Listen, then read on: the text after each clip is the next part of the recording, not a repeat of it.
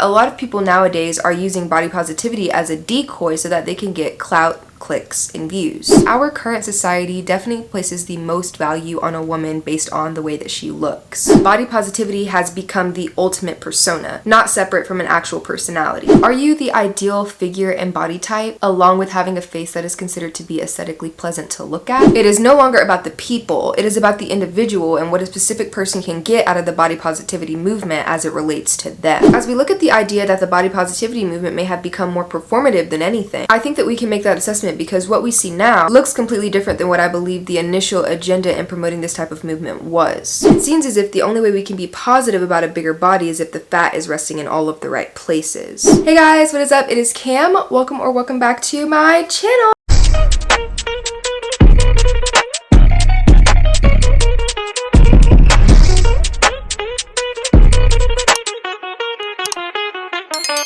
So in today's video, we are going to be talking about the body positivity movement, and more specifically, why I feel like the body positivity movement wasn't so body positive. And in light of the recent events that have happened with Lizzo, I definitely think this is a conversation worth having, so I am very excited to get into it. The body positivity movement began making its headway in our popular culture around the early 2010s, from what I can remember. Through this, we saw a surge of different body types being promoted in the media, and it was primarily those that were seen as being the least desirable. I think this was a strategic move because it gave a lot of visibility to the humans that were embodying these bodies that were largely ridiculed for one reason or another. Gone were the days of the heroin chic look, and behold was the era of a movement meant to serve as the lens by which all people viewed all body types as being equal. And I think a good amount of the appeal toward this seemingly new and hip trend made it seem as if we were finally going to be settling somewhere as a society that made everyone feel included, no matter your shape or size. In a lot of ways, this developed into the idea that body positivity could be slapped onto anything, and that thing would inherently be accepted, because if you're not body positive, or if you don't have the facade of body positivity, then you are inherently harming a whole group of people that are typically discriminated against and or bullied because of their size. And why cause more harm when you can just as easily be on the winning side of those who uplift human beings regardless of how they look? When I looked up the meaning of the body positivity movement, I was actually overwhelmed with the amount of answers I found. But for the sake of being brief and just molding a general idea here, I'm going to read off just a couple. Body positivity refers to the assertion that all people deserve to have a positive body image, regardless of how society and popular culture view ideal shape, size, and appearance. Some of the goals of the body positivity movement include challenging how society views the body, promoting the acceptance of all bodies, helping people build confidence and acceptance of their own bodies, and addressing unrealistic body standards. Body positivity is a social movement focused on the acceptance of all bodies regardless of size, shape, skin tone, gender, and physical abilities, while challenging present-day beauty standards as an undesirable social construct. Proponents focus on the appreciation of the functionality and health of the human body instead of its physiological appearance. Recently, there's been a lot of news that has come out surrounding the pop singer-songwriter Lizzo, and the fact that she's allegedly been participating in the fat shaming and body policing of her backup dancers. Now, a lot of people were shocked to learn this, and rightfully so, but because the skeleton has made its way out of the closet, I wanted to sort of do a deep dive into the body positivity movement and look at how it may not have actually been that body positive at all. Alright, so before we get into the video, if you have not already, make sure you go ahead and give this video a big thumbs up, comment down below, and let me know what you think about the body positivity movement, whether you were for it, whether you were against it, what you think about it now, especially given the recent allegations that have come out about Lizzo. Also, if you haven't already and you want to see more social and pop culture commentary, make sure you subscribe to this channel and click the notification bell so you never miss another one of my uploads. And if you want to check out my beauty and lifestyle content where I show you how I got this fabulous wash and go, where I show you how I beat my fabulous face, then you can subscribe to that channel as well. And if you want to keep up with me outside of social media, I will put all of my links on the screen and down in the description box. And without further ado,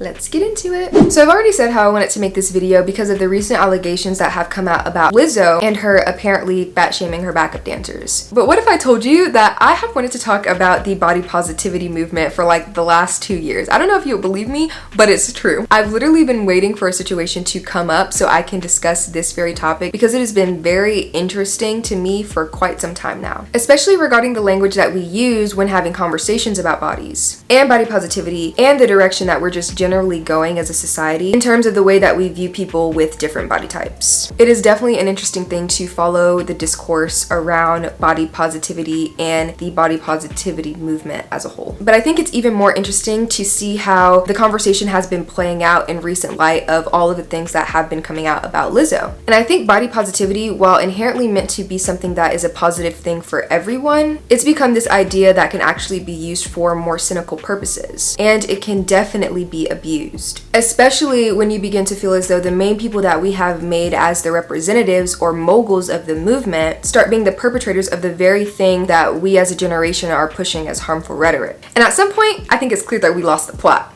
Like, a long time ago. And in this case, it makes it difficult to actually determine who is a safe representative and who isn't. And moreover, I think it's incredibly difficult to uphold the idea that the body positivity movement has been body positive because great downfalls like these make you question the authenticity in promoting the movement in the first place. And so I'm definitely excited to dive into it because it's something that I've been observing over the course of a few years. And so I've built up quite a bit to say. So you're going to want to stick to the end if you want to know all of my thoughts. And so my train of thought as it relates to the body positivity movement, especially as I think more deeply about it, and follow me here for a second, is that maybe it's not so body positive after all. And maybe we should be focusing more on body neutrality than actually being body positive. Because I think it's easy to have a false positivity, but also have like a facade of promoting a thing just because it's popular at the time. We shouldn't be able to capitalize off of trends or the introduction of new ideals that attempt to make our society greater and safer for those who inhabit it, just for the sake of having a cult-like following or gaining popularity for the very thing that is truly not being practiced by those we pedestalize and uplift like we may think it is. So let's get into it, because while I think this is an incredibly difficult and sensitive kind of subject to tackle, I really do want to talk about the lasting effects of not only what has happened with Lizzo, but in regards to the body positivity movement as a whole. And before we get too far into it, let's go ahead and hear a word from our sponsor. Thank you so much, Dossier, for sponsoring this portion of today's video. I believe everyone everywhere at this point, and especially you guys, know how much I love fragrance and smelling good. That's why I love partnering with Dossier. Dossier is a company that believes everyone deserves to smell like luxury, and I believe that too. As someone that has developed a large personal collection of fragrances ranging from very cheap to very expensive, I know just how costly it can be to smell good. Dossier cuts down that price barrier and gives you the chance to smell luxurious at an affordable price. With prices starting from $29, you have a wide selection of fragrances to choose from that are inspired by the designer fragrances that are currently popular and sold in most major retailers. Dossier's fragrances are a fraction of the price and smell just like the fragrances they're inspired by, which means you can also build your perfume collection without breaking the bank. It's so good that I even started using some of Dossier's fragrances to build my man's collection. We are all about to be out here with bomb collections and smelling phenomenal thanks to our friends at Dossier. For more information on how you can get your hands on some affordable luxury-inspired fragrances, see my description box below and click the link. It'll take you straight to their website where you can get your perfume collection started. And thank you again to Dossier for sponsoring this portion of today's video. Now back to your regularly scheduled content. So let's go ahead and talk about the elephant in the room, and that is really said with no pun intended. I'm really not trying to call nobody an elephant, it's just an idiom. But in all seriousness, I want to talk about the primary reason why this video is being published right now on my channel, and that is because allegations have recently come out about pop singer-songwriter Lizzo fat shaming her backup dancers. Now, I have done my fair share of research on this topic just so I can make sure that I'm able to talk about it from a very fair, neutral, unbiased perspective, but also from a perspective that is able to be empathetic to all parties involved, because I do think that someone's downfall is not society's opportunity to go ahead and dogpile them. And I just simply think that's a double negative. Like, it doesn't really help anyone. If anything, it really just kind of does more harm than good. And more so, I think it really does harm the person that is going through the downfall, and I think we should have more grace while still being able to hold that person accountable, and in this case, that person is Lizzo. Lizzo. So I say all of this to say that the general consensus is we as people, as onlookers, as the normal ones in society, need to stop acting like we know celebrities day to day, like how they live their lives and like their true character when we don't know anything about them, especially because we are not in their close circle and we do not see them and interact with them on a day-to-day basis. I think social media has played a huge role into us thinking that we can have a full perspective on someone's life based on what we see in the media, especially when it comes to celebrities. Can I be real honest with you? There's literally no way to truly know that unless you are in their life and actively hanging out with them on a regular basis. Like, the reality is we just don't know these people, like, at all. And I really do think that this plays into the idea of the parasocial relationship, which, by the way, I made a video about that at the beginning of July, so if you want to check it out, I'll make sure to link it here and put it in the cards for you. But it's really this idea that we as the viewers are perpetuating and projecting a certain fantasized version of a celebrity that we have in our heads based off of who they present themselves to be in the media. And most of the time it's just a character they're playing, because after all, like, this is the entertainment industry. And so I think with this Lizzo situation, there have been pretty much two major approaches that people have taken when considering the overall story. The first one being immediately siding with the victims, or in this case, the backup dancers, or just straight up standing 10 toes down for Lizzo regardless of what information is coming out. And for me personally, I tend to err on the side of the victim for the most part, especially if I don't really have the information that I feel like I need in order to make an educated, unbiased decision. Just because I know that if it was me in the situation, I wouldn't want people calling me a liar upon coming forward about a or many traumatizing experiences that I've had with a popular person just because they're famous and it makes them favored. And mind you, there are so many people in this situation, which is even a wild and horrible concept to think about. I just think that it's not fair. I would want people to be on my side and believe me if I truly brought forth a terrible experience that I had with someone that I worked with, especially if that person was a celebrity. And I wouldn't want to be dragged from the top to the bottom of the internet just because I'm speaking out against a famous person. That's crazy. But I do tend to wait a while before forming a full scope opinion about a situation, just because I also believe that it takes time for stories, especially ones like these, to develop. And as someone with a platform, I don't want to misuse it by speaking prematurely, especially if it can be harmful to one or more parties involved. So I want to kind of get into the meat of what we know so far, because when I tell you the first time that I actually heard about these allegations, I was shook. Like, I was literally quaking. I didn't know what was going on. But I was also confused, and I think a lot of people actually felt this way when they first heard the news. Do you know what's going on with Lizzo? The 35-year-old singer is widely known for her body-positive messaging, but she is now being sued by former dancers on claims of body shaming, among other accusations. 3 former dancers have filed a lawsuit against the singer, accusing her of sexual, religious, and racial harassment, disability discrimination, body shaming, and creating a hostile work environment.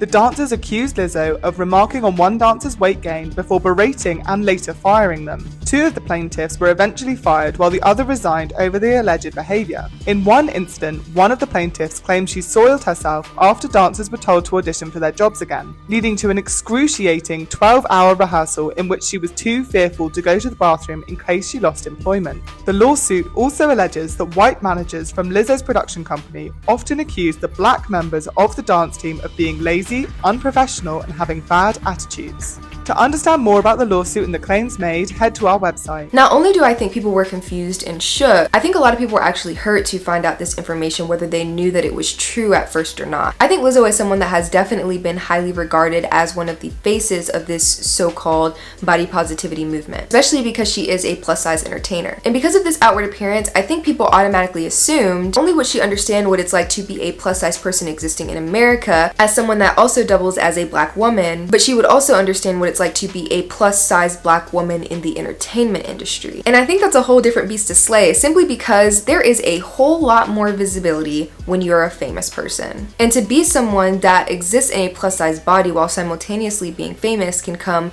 with a whole lot of scrutiny. I have literally seen instances where Lizzo has been bullied for coming online and talking about her eating habits. And it's really because of the fact that she was just eating healthy, which there's nothing wrong with eating healthy, but I think people were upset because their kind of thought process is, how can Lizzo be a fat person but is also eating healthy, but is also working out, but is also a vegan, but is also fat? That makes no sense. She must be lying. When in reality, I think all of those things can exist at the same time and can be true at the same time. But I think the main reason why people took offense to it is because they really just probably thought it was a show. But I think that maybe we were looking at the wrong part of her life that we felt like she was modeling as a show. And I think this is where we messed up as a collective group of onlookers watching the rise of her career. I think it's dangerous to assume that just because someone identifies with a certain group of people, that they would not harm that group of people in the same way that they would be harmed by a group of people that exist outside of their group. It sounded a little complicated, but it makes sense. It makes sense. And I think this is what happened with Lizzo. We assumed that she wouldn't be fat shaming people because she herself, by societal standards, can also technically be categorized as a fat person. So then the question becomes, why would you perpetuate harmful behavior to people that look just like you just because you're in a place of power? And I think the honest answer is because of that power dynamic. And when you can take that power trip in a way, it almost makes you feel better about yourself because it makes you feel as maybe you aren't as beneath as some people like to make you feel like you are. And I think this is dangerous because we tend to have this elevated perspective of ourselves when we feel like someone doesn't measure up to who we are or where we are in our lives in terms of character, looks, and just overall success. And so I definitely think the situation was interesting to watch play out because I don't think this is actually something any of us expected. And before I move on, I would like to just quickly touch on the hurt part of these allegations because I do think that a lot of people were truly hurt by all of the stories that have come out. And I think it's mainly because people looked up to Lizzo. She was like the main person that was a part of the plus size community that was being pushed to the forefront of the entertainment industry. People genuinely looked up to her. It's something that we haven't seen to this great of an extent before. And because I think she was seen in light of being some kind of a role model, I really don't think people expected this kind of behavior from her. And I don't think it's necessarily wrong for us to see people as being role models, but what I do think is tricky is when we start assuming that celebrities are a certain type of way just because that's how we fantasize them to be in our brains, without actually knowing who they are for who they are in real life. And I think it makes it hard on us, especially when there finally is someone that comes out and looks like us and can serve as a representative for a marginalized community that we're a part of. And what's even harder is when something comes out about them that would maybe skew our perception because it bursts our bubble in a way that kind of makes you feel as if your dreams have been crushed. And everything that you thought you knew and that you thought to be true actually turned out to be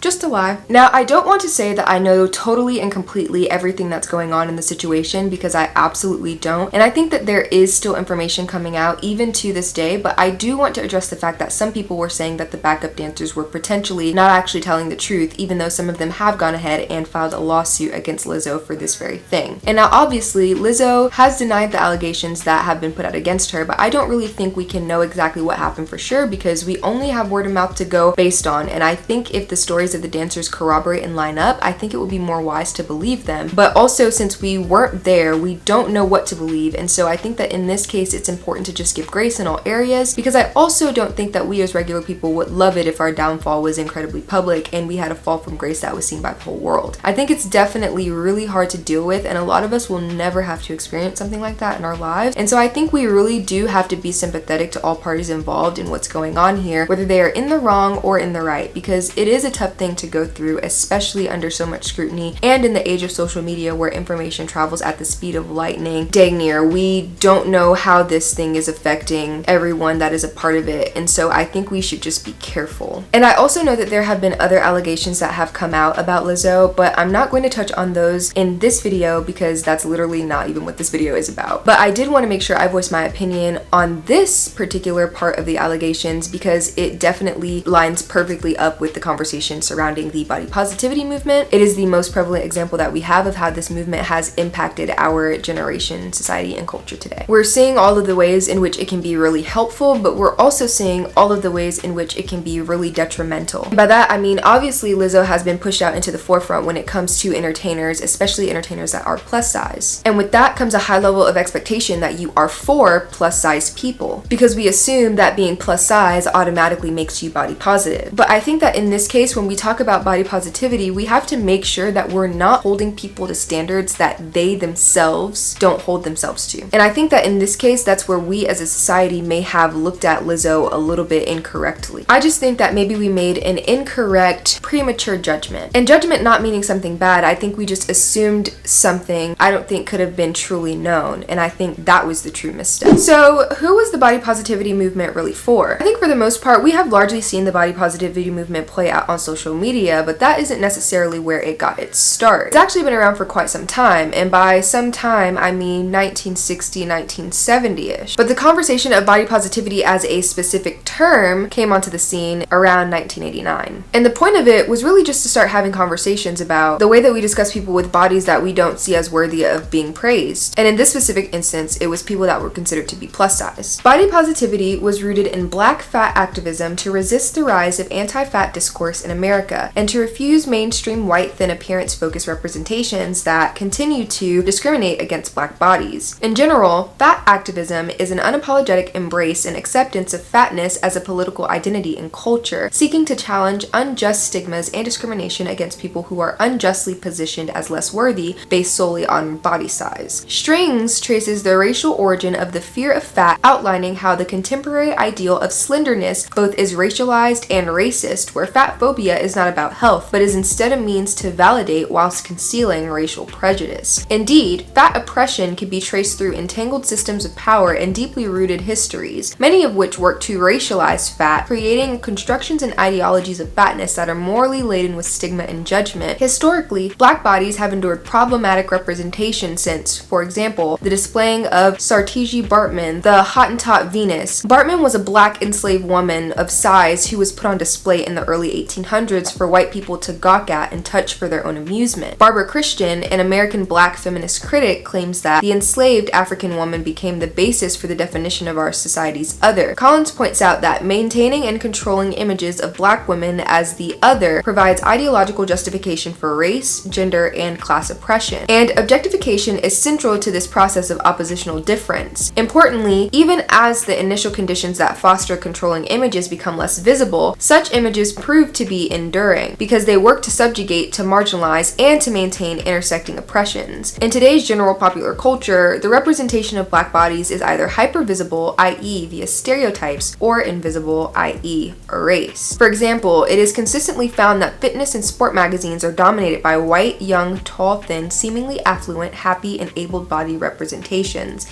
and fat, Black, aging, and disabled bodies are nearly absent. In response, many groups have advocated for more inclusive representation of diverse bodies and more inclusive and accessible physical cultures and spaces. So I think understanding the root of this movement that has now become a mainstream thing is important because it highlights the why of its existence. And I think the problem that we have right now is that we've moved away from that initial vision in favor of what's currently trending in our generation, which I think makes for an interesting conversation to be had about the idea that body positivity actually seems a little bit more performative than it does the subject of activism. And even if you want to step outside of the realm of activism and not necessarily think about it in a political sense, you can even consider it as something that is more of a performance than our care for the lives of people that actually need the movement in order to be accepted in our society. In my research and study for this video, I've come across a lot of information that discusses the inherent agenda for what the body positivity movement was supposed to be. And I think it's something that requires discussion. As we look at the idea that the body positivity movement may have become more performative than anything, I think that we can make that assessment because what we see now looks completely different than what I believe the initial agenda in promoting this type of movement was. Obviously, the aim is to bring about acceptance of bodies regardless of size or other factors. But I think in this, we are also trying to promote bodies that were not typically promoted around 20 years ago because there was a stigma surrounding looking a certain way. So I think as we try to become a more inclusive and diverse generation, we have really pushed toward making sure that people of all shapes and sizes have a place in our society, not only in our media, but in our day-to-day interactions, especially what we see through advertisements, commercials, promotions, and things of that nature. But I think recently things have definitely taken a turn, and in this way, I think the rise of social media can be both helpful and detrimental. Because I think while visibility is required to push a certain message, people oftentimes use visibility as a weapon to promote their own self-interest. And when self-interest becomes the main focus of a movement, rather than focusing on the greater good of the population that is to be served, it is therefore corrupted. And I think this is a lot of what we're seeing. It is no longer about the people, it is about the individual and what a specific person can get out of the body positivity movement as it relates to them. And yes, by this I mean that a lot of people nowadays are using body positivity as a decoy so that they can get clout,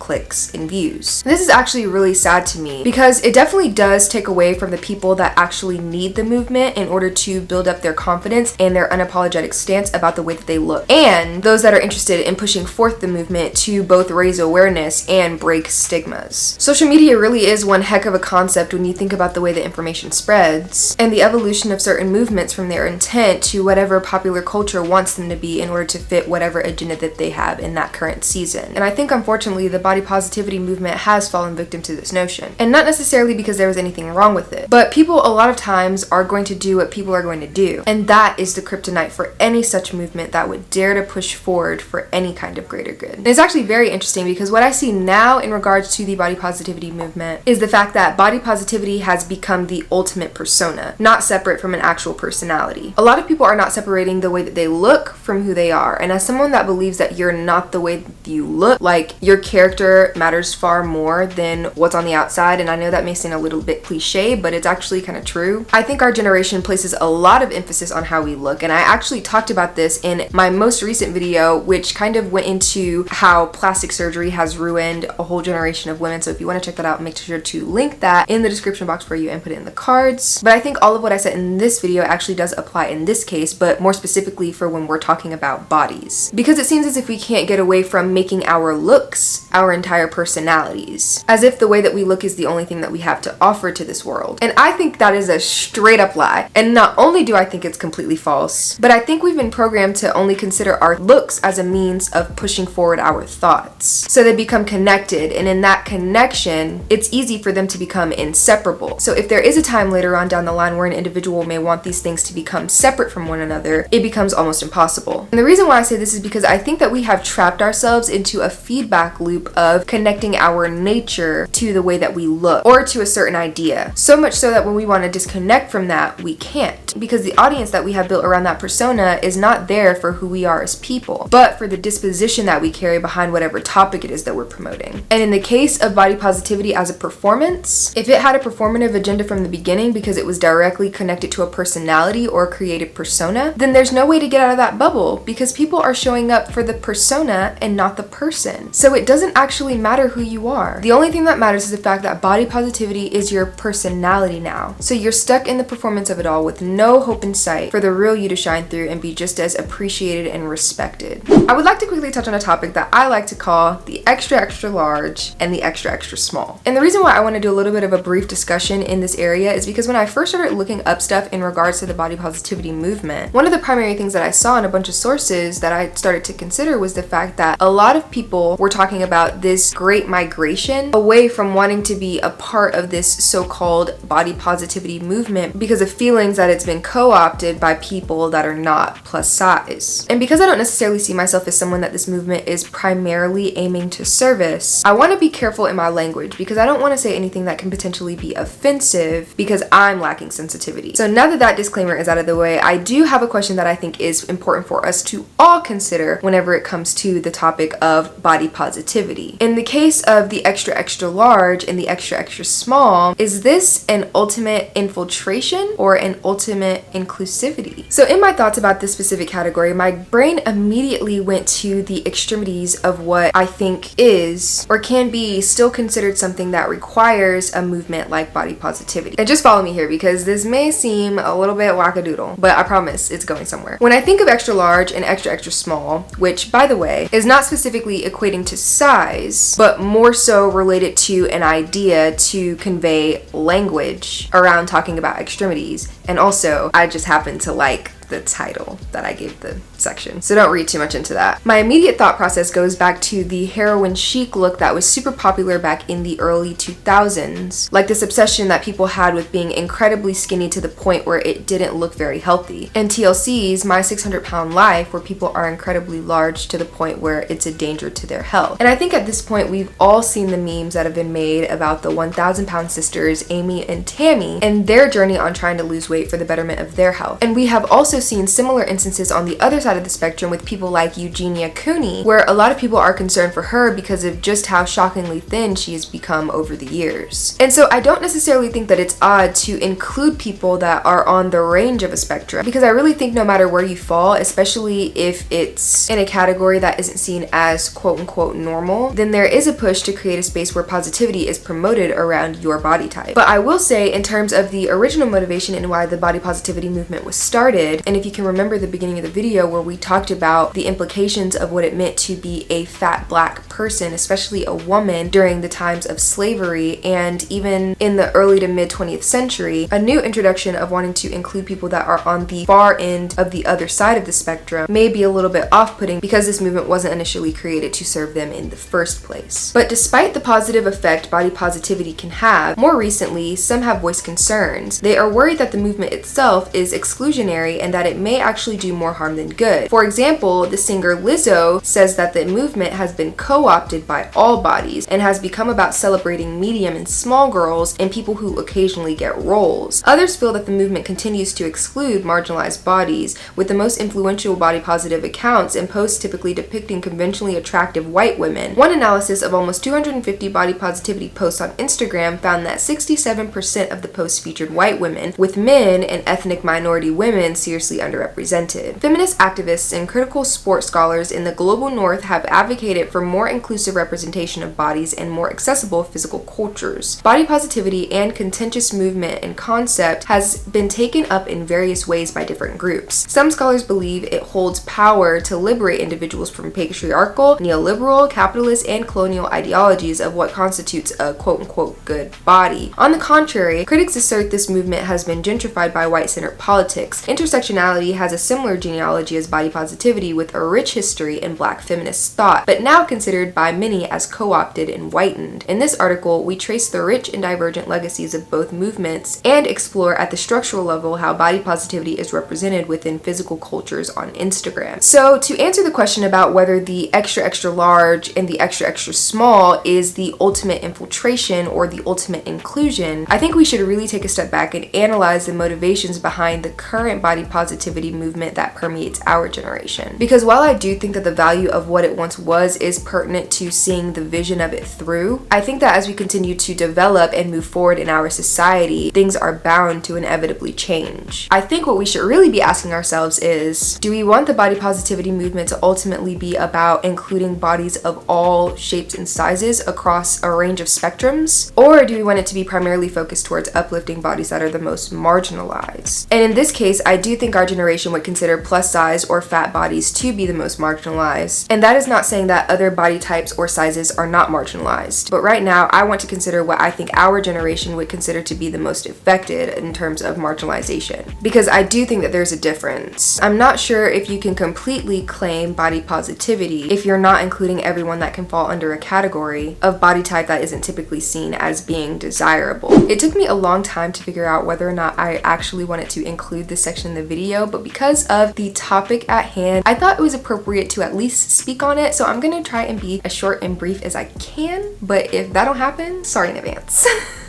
And this is surely related in more of a regular life kind of way, so I think it'll be a little bit more relatable in terms of you and I being able to understand what's going on from the perspective of a normal brain. And I say that because the idea of being a mom or a dad is closely tied with being just a normal person. Not to say that celebrities or influencers and people like that can't be parents, they definitely can, but I think that this is a more universal way to understand the implications of body positivity in the real world based on very visible problems and conversations that we have. And so I say all of that to say that I want to talk about the politics surrounding mom bods versus dad bods, because I think this plays into the conversation of body positivity in the sense that it's speaking about our perspective of life-changing and life-altering events that are directly connected to the way that our bodies look. And I know for moms in particular, since I am a woman, it can be a lot lot to process whenever it comes to carrying a baby, delivering the baby, and then after the baby, and dealing with all of the different changes and hormones and things that your body has to go through throughout all of those different processes. And then not only do you have to live with that, but you also have to live with that while being in postpartum. And so your life has dramatically changed, not even just from a personal aspect in terms of just having a new addition of life that you're responsible for, but also in the way that your body may look and feel and behave. I think that there's a lot of death to self that happens because you obviously have to grieve the woman that you once were. And by once were, I mean the woman that you were before you had the baby, and not only as a person, but in the way that your body looks. And obviously after you have a baby, your body is going to be different in a lot of different ways. And that's why we see celebrities especially going through procedures like mommy makeovers. And I actually just talked about this as well in another video that I posted recently. Actually, it was in the last video too. So if you haven't already checked that one out, I would highly encourage you to go watch that after you finish this video. It's already linked in the description and the cards by this point, so you'll have seen it somewhere. But the reason why I wanted to bring it up here is because I've seen a lot of discourse surrounding the conversation about how mom bods are not acceptable unless they are altered to fit into the societal norm of what is considered to be a desirable woman, whereas dad bods tend to be considered a thing that makes them more attractive. And this is a phenomenon that I didn't quite understand, and for more than one reason, but because I didn't quite understand it, I wanted to go ahead and look it up and really try and see what people were talking about, so I could try to grasp the psychology and ideology behind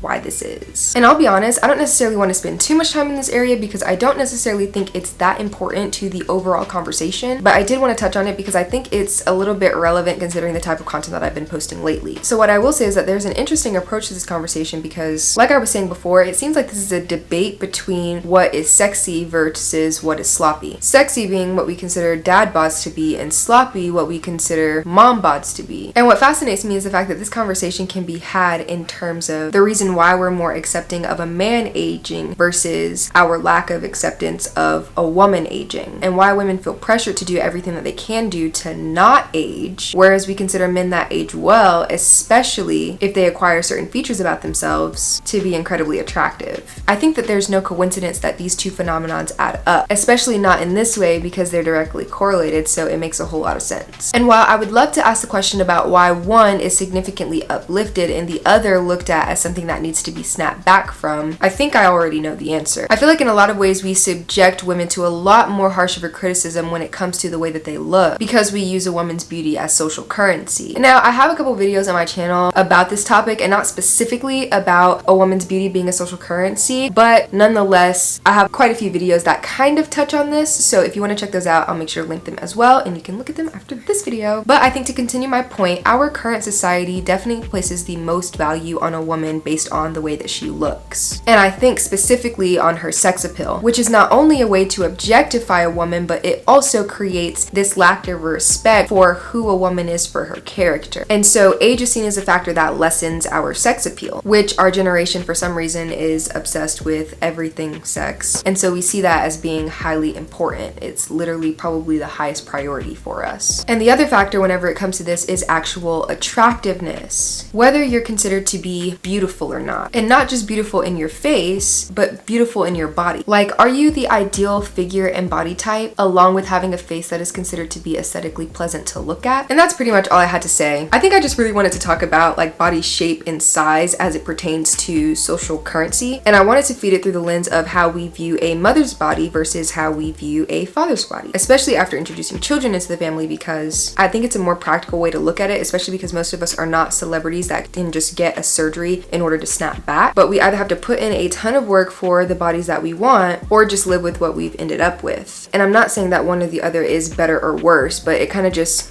is what it is. And so I couldn't end off this video without talking about body neutrality, because again, as I was doing my research, this phrase came up a lot when reading articles and essays about body positivity. And more specifically, I think this is the way that our generation, or at least some parts of our generation, are trying to push the conversation, because I think it seems to be a little bit more productive than the idea of body positivity. But what does this look like, and why should we consider it over the ever familiar body positivity movement. Many are now moving away from the body positivity movement and the pressures that come from it entirely, and instead are getting behind the body neutrality movement. Rather of focusing on physical appearance, body neutrality is the idea that we can exist without having to think too much about our bodies one way or the other. We are all more than just our bodies. We are complex beings with a range of emotions and feelings about our bodies, and because body neutrality de-emphasizes the focus on appearance, it allows us to better appreciate all the things our bodies are able to do. Being grateful for being able to do the hobbies you love or appreciating your body for what it's capable of doing are both examples of body neutrality. In fact, there's evidence to suggest that body neutrality can be beneficial to us. Across cultures and demographic groups, body neutrality is associated with more positive body image and mental well-being. I think as a society, we spent a lot of time building up this body positivity movement, and I think a lot of people probably have certain feelings about its decline and the fact that the initial intent behind starting it is not where it ended up. And to further that idea, I think that it's become toxic for a lot of people and for a lot of reasons. I think the conversation around bodies and trying to be positive toward them not only ushered in a mindset that bodies, no matter what they look like, should be accepted, but I think we started to hyperfixate on the types of bodies within certain size ranges that were more idealized shapes. And I want you guys to just follow me here because trust me, I'm going somewhere with this, but it takes a little bit of finesse to get there, so just bear with me. But the reason why I even thought to bring this up is because when I was thinking about body positivity, not only was I thinking about people that would be considered to be plus size, especially when we're considering celebrities in the female rap sphere, whether or not that means they're a little bit taller than the average woman, or they're a little bit curvier than the average woman, or they may technically be plus size in their clothing size, but because they don't necessarily fall into what we have largely considered the body positivity movement to be before, I don't think they're always seen as a way to be inclusive towards body types because they have a more ideal shape. And the one thing I noticed is that as we were leaning more into body positivity, I think we began really hyper scrutinizing the female body to the point where we were desperately over sexualizing it. And the reason why I say this is because not only were we more focused on the butt and breasts of women that are considered to be more plus size and how slim we could get their waist while still having a fleshly element to the desired parts of the bodies where curves could rest, we began pushing the idea that if you didn't have this, then you were somehow seen as less of a woman. So not only were we still looking at a woman's body and a woman's face as social currency, but we are pushing for these unrealistic beauty standards even in terms of body positivity, because it seems as if the only way we can be positive about a bigger body is if the fat is resting in all of the right places. Otherwise, it's chalked up to be considered a joke, a laughingstock, or really just something to be made fun of and socially critiqued. I really do think this is why a lot of people, especially in our generation, struggle with things like body dysmorphia, because we can't figure out what we actually consider to be desirable. And if we're constantly chasing trends, beauty cycles, and validation from the general public about what we look like, we are never going to be able to settle in who we are, because we will always have a skewed view on our personal image because we are looking at ourselves through the lens of our generation and our society, and not with a certain amount of sobriety that it takes to be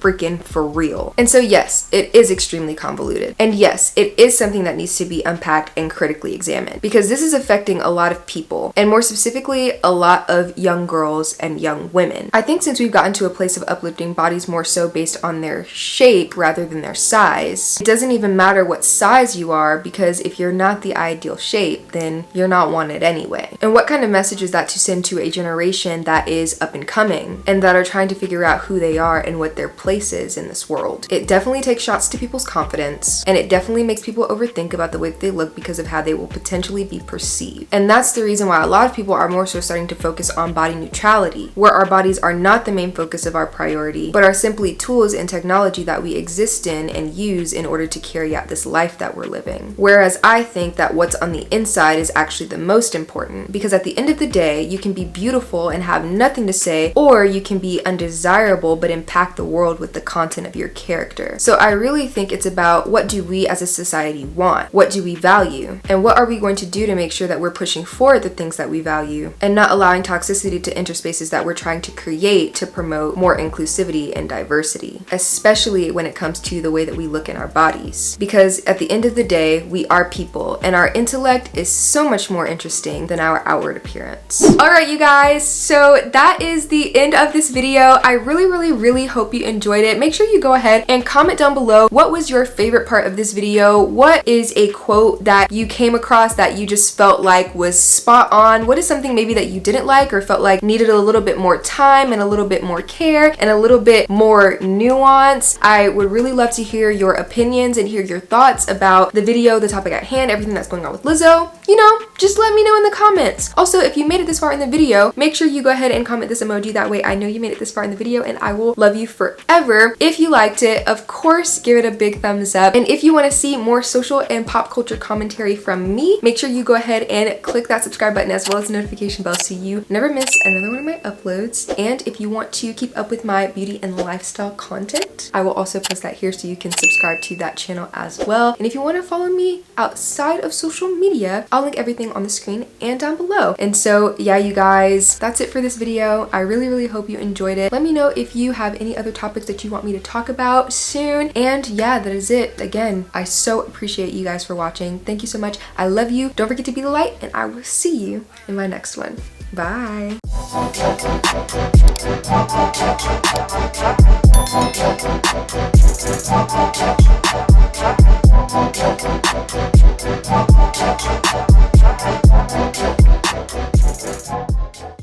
Look at my hair. Who told me I needed extensions in my hair to be pretty? They lied. Eating the girls for breakfast, lunch, or dinner today.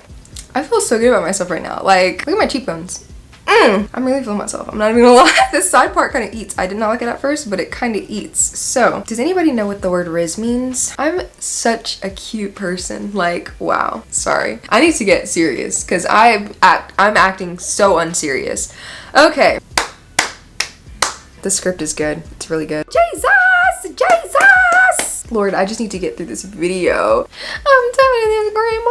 All right, we're on the last section, babe. Oof, girl, we're getting there and I'm so excited to be done. Ah, yes! These are thick paragraphs, Cam. They're thick paragraphs.